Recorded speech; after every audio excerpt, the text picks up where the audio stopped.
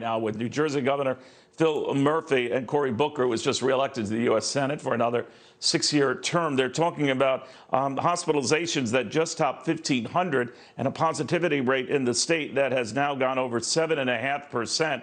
Remember, their goal on positive infections was to be 5% or under, ideally 4% or under. So that is picking up steam. We're monitoring that very closely because it occurs at the same time.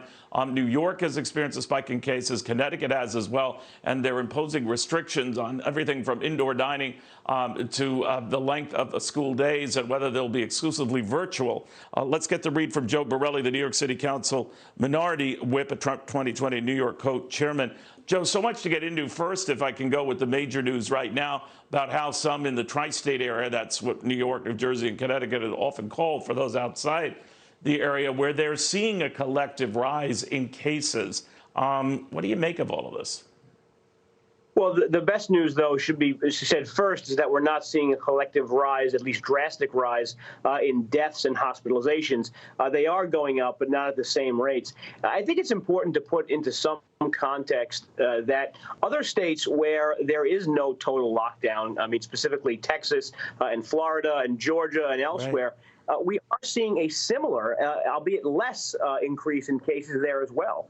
But it is cause for concern that the number of cases has spiked significantly in New York State without a corresponding number of testing going up that quickly. So people really should be vigilant. And I've always been someone who is pushing opening up the state. I still am pushing opening up the state. But people should take it upon themselves to be extra vigilant. Yes, wear a mask and avoid large crowds.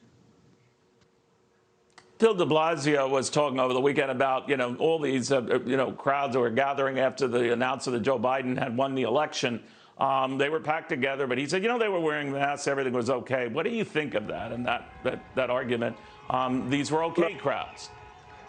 It really is tough to hear that when just 2 weeks ago we had a rally for President Trump on Staten Island, and the administration and Democrats around the city reacted quite differently to the Trump rally on Staten Island than they are to Biden victory march.